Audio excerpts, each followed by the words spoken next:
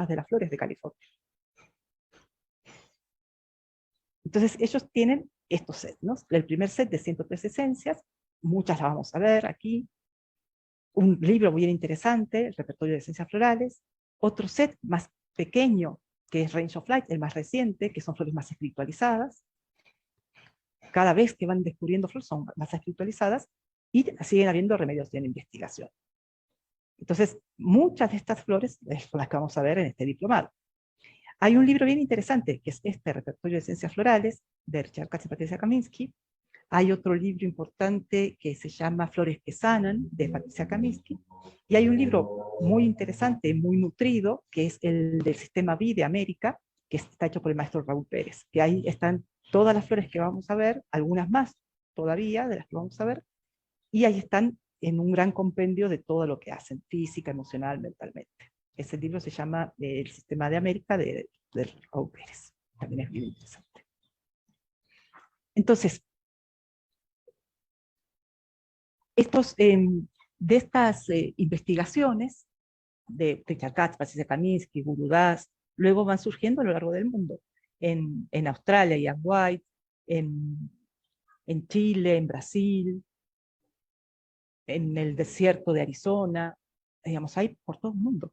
Orquídeas, hay flores, por ejemplo, Andreas Corte hace esencias de flores, pero también hace esencia de animales, por ejemplo, de delfín, o hace esencia de lugares, por ejemplo, de los círculos de trigo. Entonces, vamos a ver que Bach fue el gran precursor obviamente, pero todos los posteriores elaboradores fueron investigando con la misma mirada alquímica, fueron investigando en distintas esferas de la naturaleza para poder hacer remedios equilibrantes, sanadores.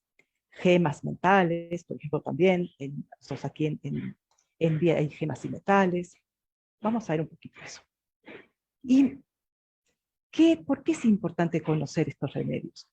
Porque Bach es la estructura básica del ser.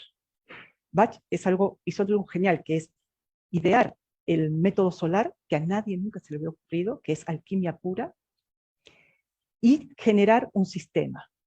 Esos son los dos grandes, y una filosofía. Fíjense las cosas que hace Bach.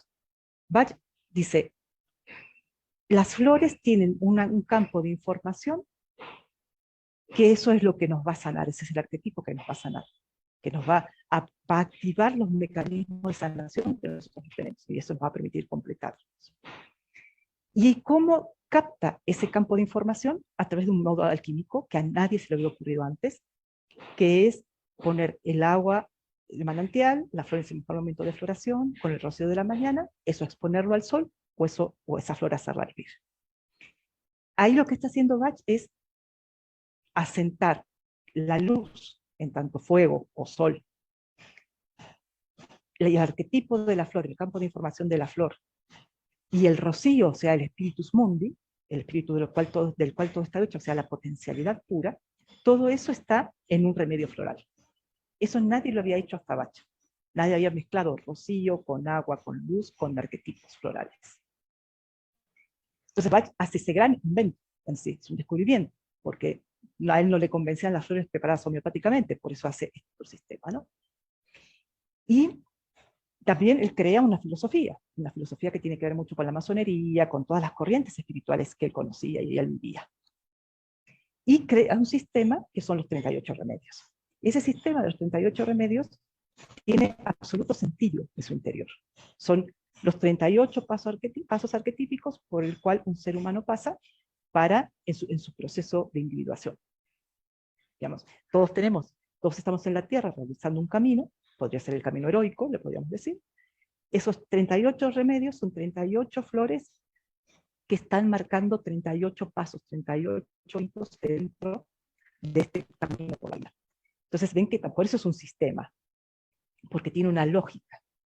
Y eso es los 12 curadores, los 7 ayudantes, los 19 últimos remedios. Tiene una lógica absoluta.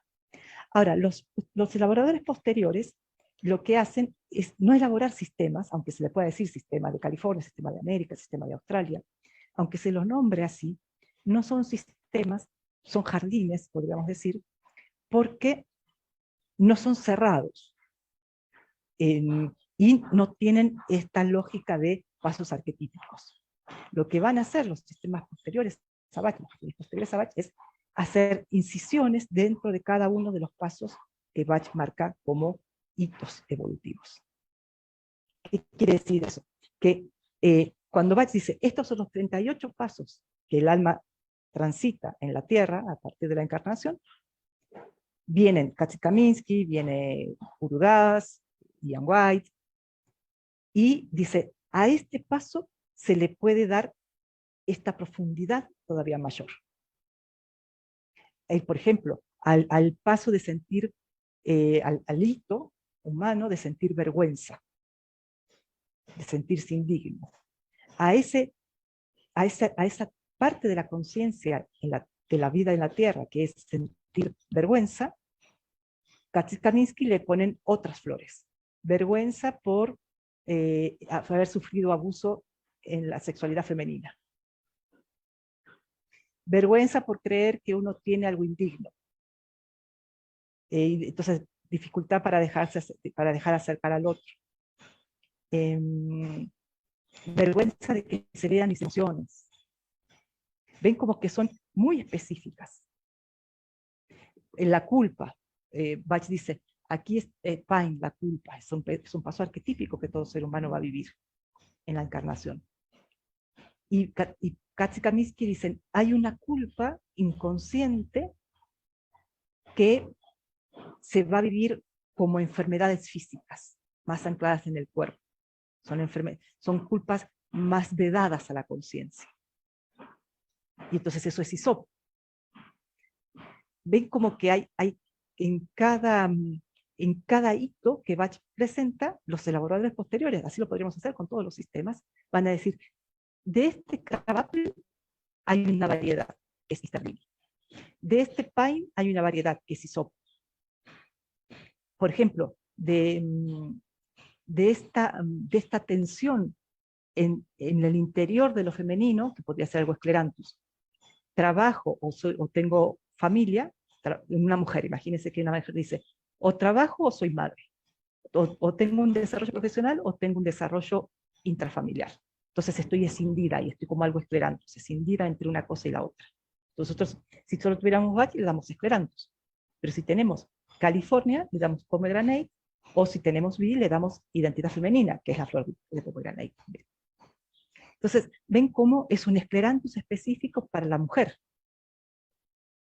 Entonces, lo que nos da aprender los otros sistemas posteriores a Bach es esta capacidad muy inquisitiva, muy perspicaz de decir esto puntualmente. De la culpa es la culpa por algo que no conozco y que se manifiesta como una enfermedad física, que no puedo estar consciente.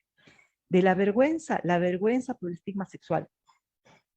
Entonces, es mucho más rápido el proceso, porque, digamos, si no tuviéramos estos otros sistemas, trabajaríamos con Bach, pero al ser muy atinado, eso nos permite que los procesos sean mucho más certeros.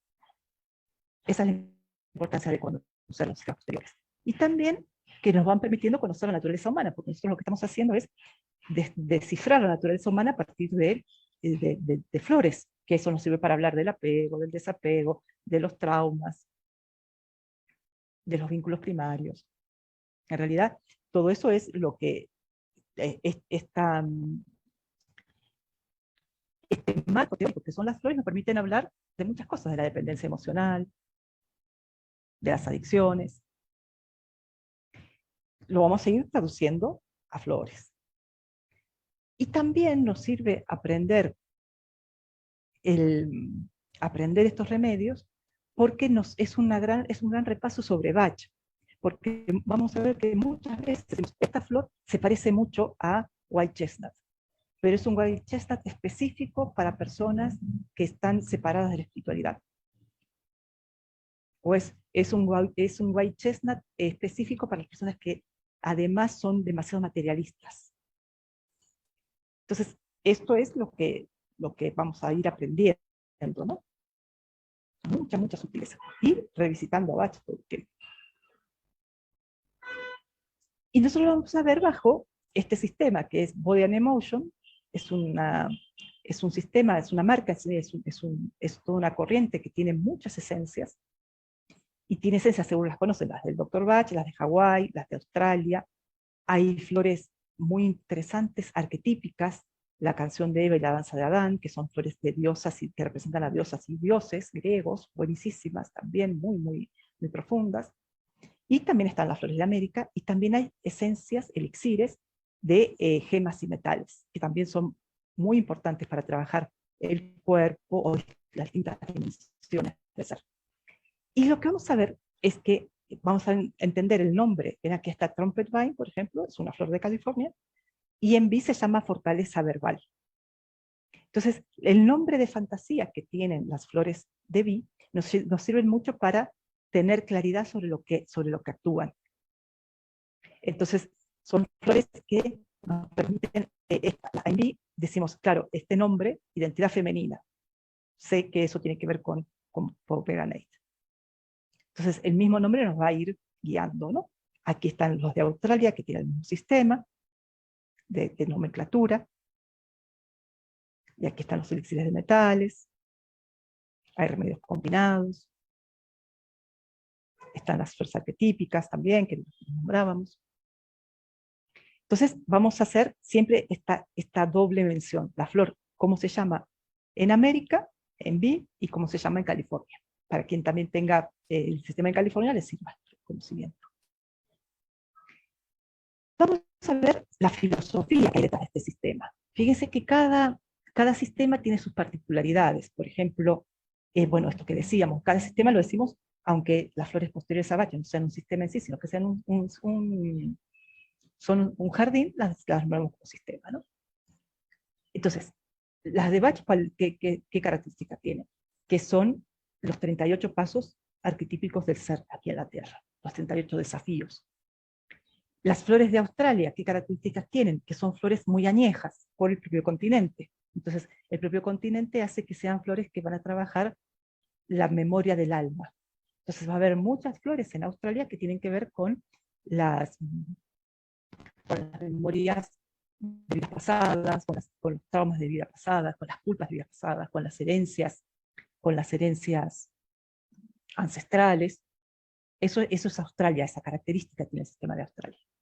Y el sistema de América, el sistema de California, tienen una característica que son flores muy espiritualizadas. Todo lo que vayan a trabajar, lo que siempre el trabajo va a ser cómo el alma logra desarrollar la conciencia en la Tierra. En ese sentido, la orientación está mucho más dirigida a entender qué desafío tiene el alma a partir de esta problemática. Así está hecha la mirada desde América, desde California. Que es decir, qué desafío está planteando el alma de la personalidad. Así lo vamos a entender todo. Eso tiene mucho asidero en el mundo emocional, en el mundo mental y en el mundo físico, no es solo etéreo. Pero vamos a ver que también tiene unas pautas de entendimiento en la consulta que son particulares. Tienen una filosofía, en realidad Katzi-Kaminsky, los elaboradores de California, los elaboradores de estas flores que nosotros llamamos América, tienen una mirada particular de la forma de llevar la consulta, que es lo primero que vamos a ver. Fíjense, nosotros entendemos, cuando ya estudiamos América, las flores de California, nosotros entendemos por qué actúan las flores. Y las flores actúan por el sentido de unidad de todas las cosas. Nosotros seguramente se preguntaron, bueno, ¿a qué se debe que las flores hacen efecto? ¿Por qué una flor puede sanar una emoción o un tipo de pensamiento o hasta un síntoma físico? Y eso también en los seres humanos, en los animales, en las plantas. ¿Por qué hacen eso las flores? En realidad, para entenderlo, tenemos que ver el sentido de unidad de todas las cosas, que eso es un sentido alquímico. Entonces, ese sentido de unidad de todas las cosas es que todos partimos del mismo origen. Entonces, eso lo podríamos decir, desde el Big Bang, todos partimos del mismo origen, y desde ahí se va expandiendo el tiempo y el espacio, y todo lo que es, fue y será. Desde ahí partimos. Lo podríamos entender así, científicamente, digamos, pero también lo podemos entender espiritualmente, que todos estamos unidos. Este es el sentido de la unidad de todas las cosas, que eso está como es adentro es afuera, como es arriba es abajo, todos los principios alquímicos. Patricia Kaminski y Richard Katz hacen mucho hincapié en eso. Que la mirada química, como también la tenía. Entonces, nosotros lo que vamos a analizar, viendo estas flores, también vamos a analizar esto, la relación entre el alma del hombre y el alma de la naturaleza. Fíjense que a veces se nos va un poco la idea, se nos pierde un poco la dimensión con lo que trabajamos. Nosotros trabajamos con esencias tomadas de las flores, decíamos, esas esencias tienen luz, tienen rocío, o sea, potencialidad, y tienen un arquetipo, que es el arquetipo de la flor. Y eso es lo que le damos al paciente, al consultante. Entonces nosotros estamos traduciendo lo que el paciente trae como síntoma emocional, mental, físico, espiritual. Eso nosotros lo estamos transformando, lo estamos traduciendo a flores. Estamos haciendo como un acto metafórico. Y ese acto metafórico, que es decirle, para esta emoción, esta flor, para este tipo de pensamiento o este problema físico, esta flor, fíjense que rique el proceso. Eso es una esencia floral, pero eso es una flor que vive de verdad.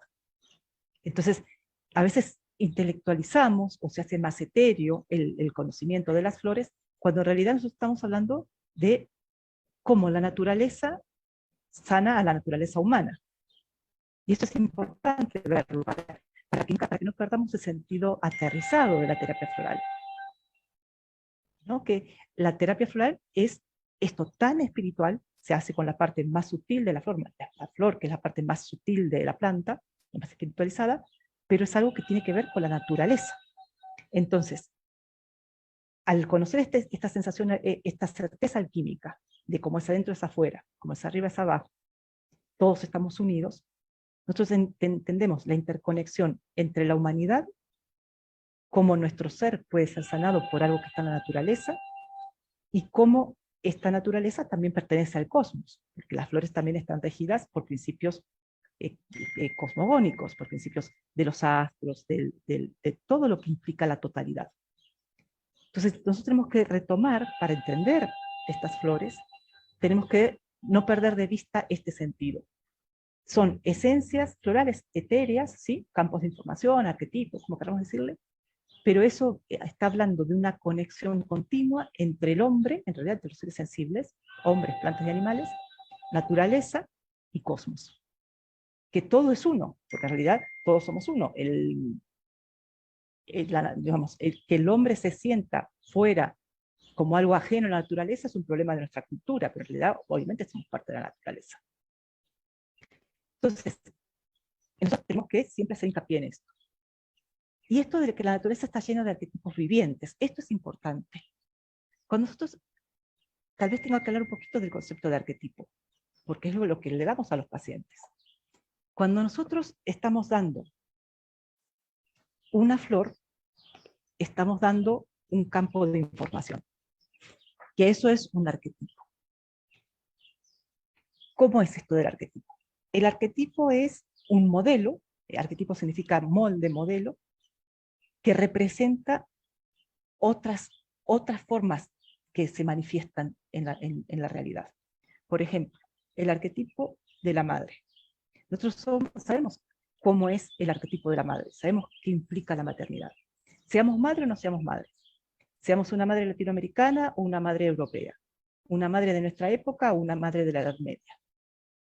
Entonces sabemos lo que es ser madre. ¿Y eso por qué lo sabemos? Porque arquetípicamente lo sabemos. Aunque nunca hayamos sido madres, nosotros sabemos lo que eso implica, porque está en nuestra conciencia.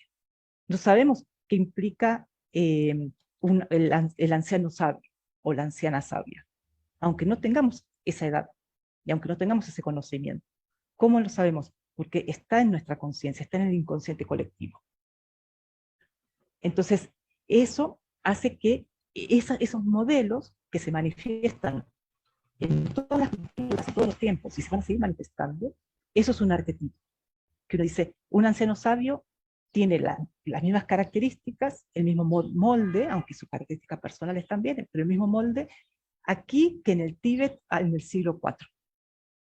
Aquí que en Egipto. En México como en Perú.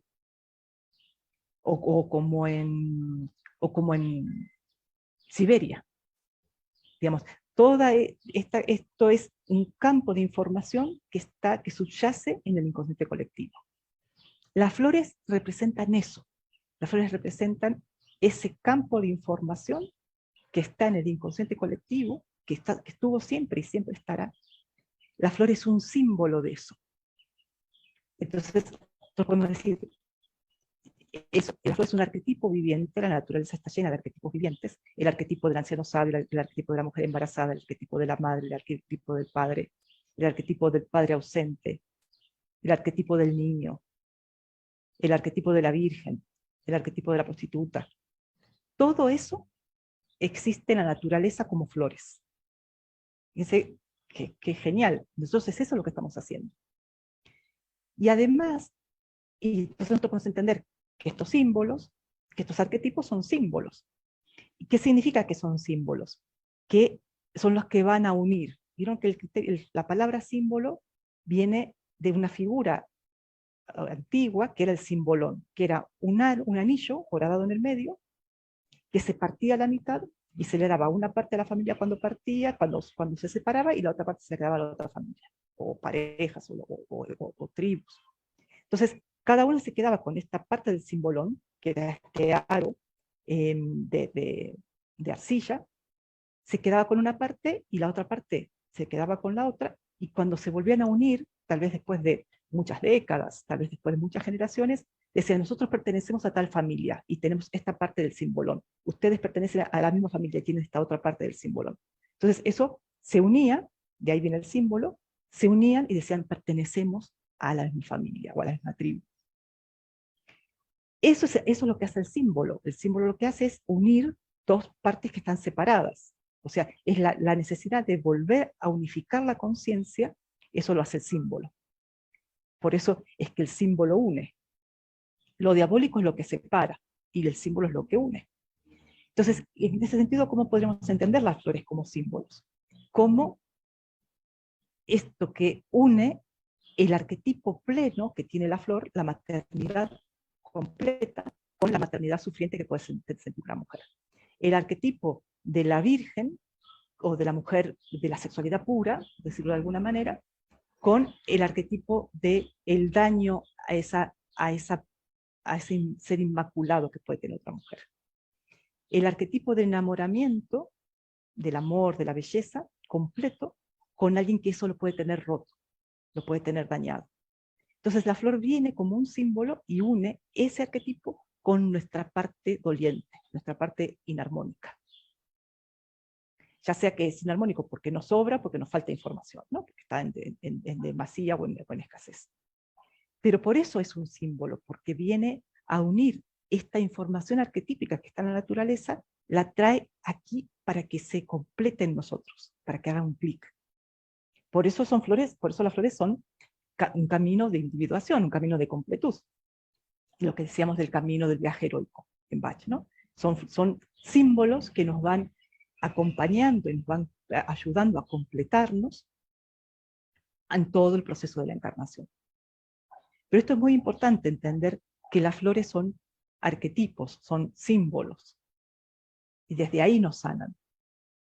Como desde ahí nos unen. También lo podemos pensar esto, que las flores son símbolos en tanto nos unen a lo trascendente, a lo que nuestra alma necesita completar. En sentido literalmente muy simbólico. También nosotros tenemos que hacer hincapié en la doctrina de la asignatura, porque la doctrina de la asignatura es lo que nos permite entender estos símbolos que son las flores, estos arquetipos que son las flores. ¿Cómo es esto de la asignatura? Vamos a ver que hay flores, en realidad todas las flores, la apariencia de la flor está absolutamente vinculada con lo que hace la flor. Eso en Bach es clarísimo, en todos los sistemas posteriores también. Por ejemplo, Easter Lily, una flor que está en América, que está en California, que sirve para sanar la sexualidad femenina. Decimos, cuando una mujer pierde este sentido de una sexualidad unida a la espiritualidad, porque sufrió abusos, porque sufrió estigmas, porque tuvo una sexualidad que se fue del cauce de lo amable para ella, esa mujer siente que tiene una mancha, que ya no es inmaculada, que tiene manchas en su ser y en su espíritu. Entonces se separó la sexualidad de la espiritualidad. Entonces, la flor de Easter Lily va a trabajar sobre esta mujer sobre estas mujeres, para que sepan que más allá de su experiencia, de sus traumas, de sus estigmas, de sus experiencias sexuales, pueden seguir teniendo, en realidad siguen teniendo esta conexión con el espíritu. O sea, su sexualidad puede ser prístina, como siempre lo ha sido, como nunca dejó de serlo, aunque la persona sienta que sí. Esa flor es la azucena, la flor que hace esto de ayudarnos a recobrar nuestro sentido sacro, nuestro sentido limpio, prístino en la sexualidad, nuestro sentido de espiritualidad y sexualidad unida. Eso lo hace la flor de la azucena. ¿Cómo es la flor de la azucena? Es un lirio blanco, absolutamente blanco. Los lirios están vinculados a lo femenino, porque son receptivos, son como cáliz. Entonces, es un lirio blanco, y es el lirio blanco que tiene San José en la mano, cuando tiene una vara de azucenas en una mano, y en el otro brazo tiene al niño Jesús. ¿Qué está diciendo San José con esto? En la iconografía. Está diciendo, este niño nació sin pecado. Lo dice porque tiene una azucena, porque tiene una vara de azucenas, que está diciendo la espiritualidad y la sexualidad están unidas prístinamente. Fíjense eso, no solo la asignatura, un lirio blanco, impoluto, que eso ya hablaría de algo limpio, sino el impacto que eso tiene en la cultura, en el inconsciente colectivo, que hace que la iconografía, por ejemplo, católica, relacione la virgindad, la pureza sexual, lo prístino en la sexualidad, con una flor. ¿Ven cómo está unido? Arquetipo, símbolo, iconografía, acción de la flor y sufrimiento en la naturaleza humana, está todo unido. Ese es el sentido alquímico, y ese es el sentido alquímico de la mirada que tenemos que desarrollar. Que esa mirada también la tenemos sobre Bach. Si nosotros analizamos la asignatura de Bach, lo pensamos igual. Pero en América, en California, también se ve de una manera muy, muy bonita, ¿no? Eso lo vamos a analizar en varias flores. Entonces ven como todo lo que vamos hablando nos va dando este sentido de unidad, de pertenencia, de profundidad, de conexión.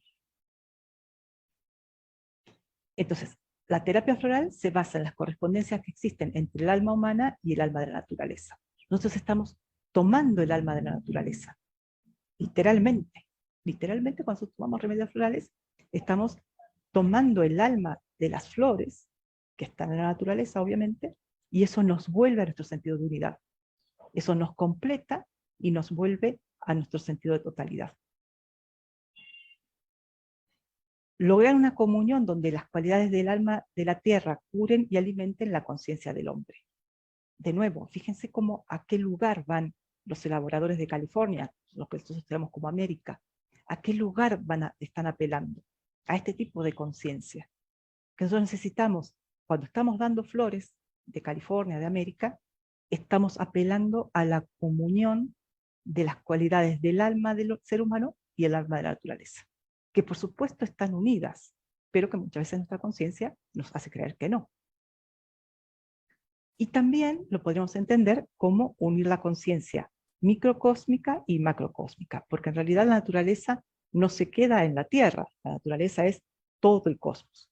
Entonces, ven cómo vamos partiendo desde lo que le pasa a mi interior, o lo que le pasa a mi cuerpo, lo que sufre mi psique, eso tiene un correlato en la naturaleza, tiene un correlato en el universo, porque obviamente estamos unidos, y es eso lo que nosotros buscamos cuando buscamos un remedio floral. Por eso es que no podemos decir a tal síntoma, tal flor, porque si nosotros decimos eso, como una mirada más sistematizada, en realidad nos estamos perdiendo de esto otro, que es el ver esto tan profundo que estamos analizando. Y esto tan profundo que estamos analizando vamos a ver cómo lo miramos, ¿no? No sé si hasta aquí alguien quiera comentar algo. Bienvenidas, ¿eh? Estoy saludando a las compañeras que recién se unieron. Bienvenidas. Estamos transmitiendo también en Face. Entonces, vamos a avanzar un poquito. Katz y Kaminsky, los laboradores de California, se basan mucho en esta filosofía, de esto que estamos hablando, en el pensamiento de Goethe. ¿Se acuerdan que Goethe fue un dramaturgo, un investigador, también fue biólogo, un hombre absolutamente complejo, ¿no? Anterior a Bach, obviamente Bach conocería su obra, y Goethe decía, cuanto mayor me hago, tanto más confío en la ley por la cual la rosa y el lirio florecen.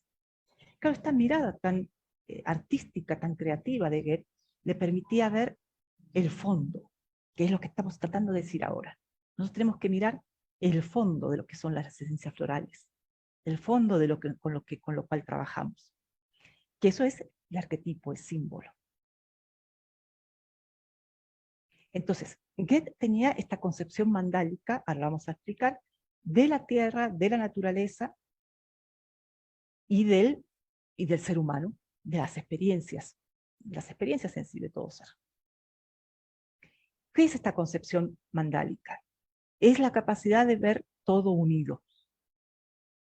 En realidad, cuando nosotros decimos es una mirada mandálica, es como un mandala, que nosotros sabemos que el mandala es un círculo, pero que se lo podemos mirar en muchísimas dimensiones, y este círculo está guiado desde el centro y desde la periferia, todo tiene un sentido. Cada punto guiado desde el centro desde el centro emana un sentido que va a hilar cada uno de los puntos integrantes de ese mandala. El mandala nada está despistado, nada está porque sí. Por ejemplo, fíjense, esto es un mandala. Acá la flor de equinacia, miren aquí. Esto es un mandala. La equinacia es una flor múltiple, o sea, estas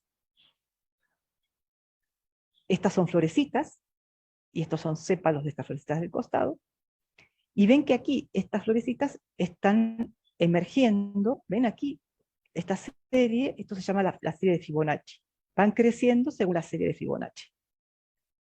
Y ven que tiene una lógica, porque depende de cómo uno los vea, puede ver hacia un lado, hacia otro, pero ninguna de estas florcitas está despistada. Todas estas florcitas están organizadas por la serie de Fibonacci, por la inteligencia de la flor, por el arquetipo de la flor. Entonces, obviamente, equinacia es una flor que sirve para reestructurar al ser que está roto por los traumas, la dignidad y la identidad rota por el trauma. Por eso es que tiene esta capacidad reestructurante, aquí se ve, esta capacidad de conexión entre todas las partes. Esto es un mandala. Todas las flores podrían entenderse como un mandala. Aquí lo vemos gráficamente, lo vemos en la asignatura, pero en realidad toda flor, todo arquetipo es un mandala, donde todo lo que sucede bajo ese arquetipo, bajo esa flor o bajo esa circunstancia, tiene un sentido. Por ejemplo, fíjense, para hablar de Bach, ¿no? Chicory la esencia de Chicory es un símbolo, es un arquetipo, y ese símbolo, ese arquetipo, está manifestando el arquetipo del amor generoso. Entonces, estoy hablando de Chicory para entender la mirada mandálica. Imaginemos que aquí esto es la acción, imaginemos que esto es un mandala, que aquí está la acción de todo lo que implica el arquetipo de Chicory. Aquí está el manipular, el controlar, el no poder dejar ir al otro, el amar desde la carencia. Aquí está la capacidad de amar sanamente, de decir lo que uno necesita sin pedir que el otro lo cumpla exactamente. La capacidad de aceptar al otro libremente. La capacidad de apegarse sanamente y desapegarse sanamente. Todo esto, bien aspectado y mal aspectado, está aquí adentro. Cuando uno piensa en Chicory, piensa en un mandala que tiene todo, desde las formas más rudas y necesitadas del amor a las formas más trascendentes del amor. Por eso es que la flor sana, porque tiene el arquetipo completo, tiene un mandala completo. Eso lo podemos pensar en todas las flores. Eso lo podemos pensar en todo lo que existe. Ahora, nosotros tenemos que desarrollar esta mirada mandálica, esta mirada de todo tiene un sentido, todo está unido. Nosotros podríamos decir, así como este es el centro de Quinasia, podríamos decir, esto podemos usarlo simbólicamente para entender Chicory, cada una de las partecitas de su acción. También lo podríamos pensar para entender a una persona, un consultante. Imagínense que un consultante viene y nos dice, tengo que sanar la relación con mi madre y la vida intrauterina, porque en realidad mi madre cuando quedó embarazada de mí dudó si tenerme. Y también tengo que sanar que tengo anorexia. Y también que tengo problemas con mi jefa. Y también tengo que sanar que tengo competencia con otras mujeres, con mis amigas. Entonces, todo esto es el mandala de la persona. Todo esto le está pasando a una persona. Pero hoy nosotros podríamos decir, ven que aquí están unidas, todas las rositas están unidas. La vida intrauterina, la relación con la madre, la relación con la jefa, la anorexia, tiene nódulos en el seno izquierdo. Todo eso está unido en la persona. Le pasa a una persona y tiene un sentido al interior de la persona. ¿Por qué? Porque si tiene problemas con la madre va a tener problemas de anorexia, no todas las personas, pero esta persona tiene problemas con la madre, entonces tiene problemas de anorexia, tiene un problema en el seno izquierdo, tiene problemas con la jefa. ¿Ven cómo esa es la mirada mandálica? Nosotros tenemos que mirar el arquetipo, la flor, la persona, como un ser pleno de sentido, donde todo lo que le sucede está interrelacionado, donde todo lo que le sucede está unido. Lo que sueña, lo que vivió hace 5 años, lo que vivió en la vida intrauterina, cómo se vincula con otras mujeres, cómo se manifiesta su cuerpo. Todo eso está unido. Nosotros no podemos quedar como si fuera una florcita separada.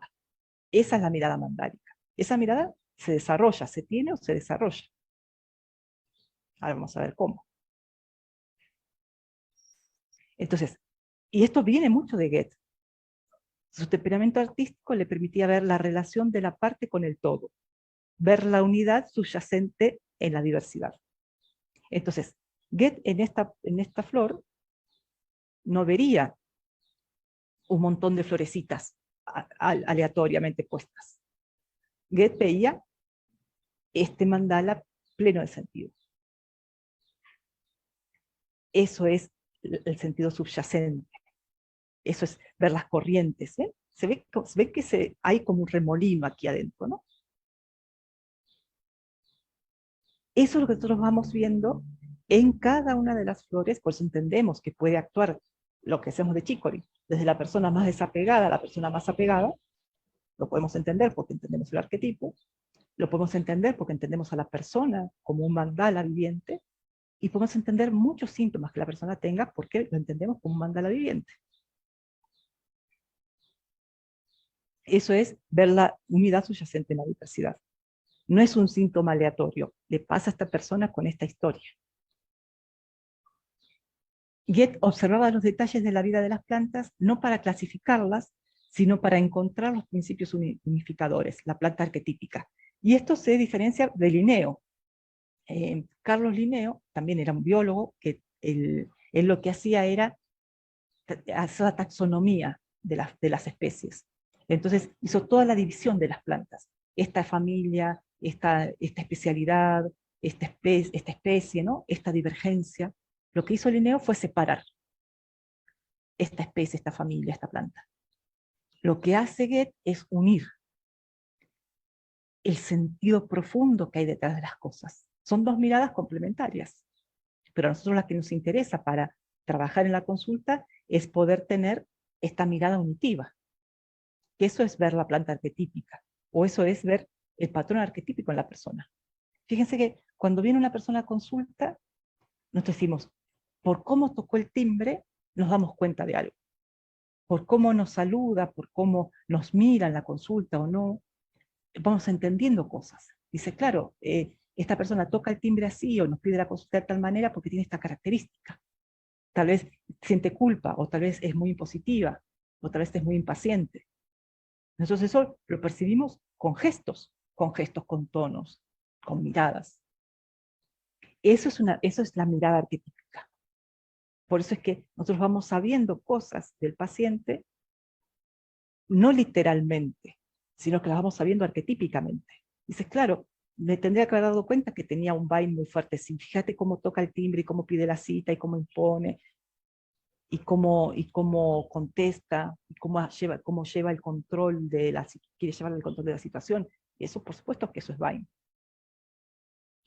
Ven que hay cosas que nos van diciendo, la totalidad de la persona nos va mostrando este arquetipo. Y nos va mostrando los arquetipos de las flores. Entonces, esta concepción mandálica implica percibir la fluidez de las formas en los seres vivos como expresión de los patrones etéricos subyacentes y de las leyes cósmicas. Entonces, no es algo hecho al azar, es algo que sale de una sabiduría profunda, de unas leyes profundas. Que la planta tenga esta forma tiene que ver con leyes cósmicas, con patrones etéricos subyacentes. Que una persona tenga este gesto, tenga esta disposición, tiene que ver con patrones subyacentes, no es algo aleatorio.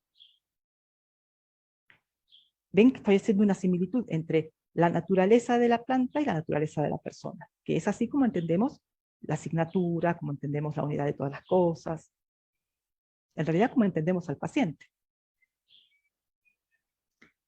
Goethe veía el florecimiento no como un mecanismo de propagación, sino como una danza de expansión y contracción. Movimiento de sol y de sulfuro y de mercurio, lo voy a explicar, la metamorfosis de las plantas. Entonces, lo que hacía Goethe era ver las fuerzas al interior, por ejemplo, de las plantas. Y eso nosotros lo vemos. Fíjense, cuando nosotros compramos flores en la florería de la esquina, decimos, me vendió flores cansadas, flores ya viejitas, flores viejitas. Porque ¿cómo sabemos que esa flor está viejita, que no va a durar mucho tiempo? Porque la vemos apagada, no la vemos vibrante. Entonces, nosotros ahí estamos viendo el patrón subyacente, el patrón etérico subyacente, que es, esta flor está más cerca de marchitarse que de vivir. Y nosotros nos damos cuenta, porque por el color, por la textura, por la fragilidad, decimos, esta flor no es nueva. Nosotros tenemos una planta, nos damos cuenta si la planta está enferma. ¿Por qué? Por el color, por algo, por los patrones etéricos que nos muestran qué está pasando. Y eso, podemos decir, sí, bueno, porque se le caen las hojas, porque está amarillenta, porque no tiene flor. Sí, pero más una sensación lo que tenemos, lo que nos dice, esta planta no está bien, o esta flor está viejita, ya se va a morir. Pero eso también es lo que nosotros percibimos en las personas que vienen a la consulta. Si nosotros vemos a alguien deprimido, decimos, le falta luz, le falta fuego, está como opaca, algo, o cuando vemos a alguien que sufrió un shock, decimos un trauma, decimos, esa persona no está en su eje, no está en su plena conciencia, está como sacada de sí, está como distraída, está confundida. Y en sí lo que sentimos es que está fuera de su eje. Y eso es porque tuvo un shock. O no tiene su lucidez en todo lo que lo podría tener, porque tuvo traumas. Entonces ven que nosotros cuando vemos a un paciente lo vemos así. Yo me acuerdo hace muchos años, veía a una chica, una paciente, que tenía una situación, digamos, muy luminosa en muchísimos sentidos, pero tenía una situación difícil con las parejas, ¿no? Entonces salía con un chico, ese chico la dejaba, entonces salía con otro chico, ese chico la abandonaba. Y un día viene al consultorio y yo la veo que toca el timbre y la veo por la ventana y digo, ¿qué le pasa que está absolutamente apagada? Como si se le hubiera ido la luz. ¿Qué le pasó? Entonces, en cuanto se sienta en la consulta, me dice, estoy muy triste porque este chico también me dejó y yo creo que ya nadie va a creer conmigo y estoy absolutamente desesperanzada. Tenía un problema GORS, le había dado algo GORS muy fuerte. Entonces, era natural que yo la viera sin fuego, sin luz, porque tenía algo GORS, porque necesitaba tomar GORS. Entonces, eso que en realidad los terapeutas lo tenemos, y si no lo tenemos lo vamos desarrollando con el tiempo, esa es la mirada mandálica. Eso es ver los patrones etéricos subyacentes. Como también si vemos una persona que está radiante porque se enamoró, porque tiene, o porque tiene un proyecto creativo, o está iniciando algo que le gusta, esa persona está radiante, está floreciendo. ¿Para qué hablo todo esto? Para entender la mirada que hay en California, en América. Para ir convocando esa mirada respecto a las flores y a los procesos, que son procesos alquímicos.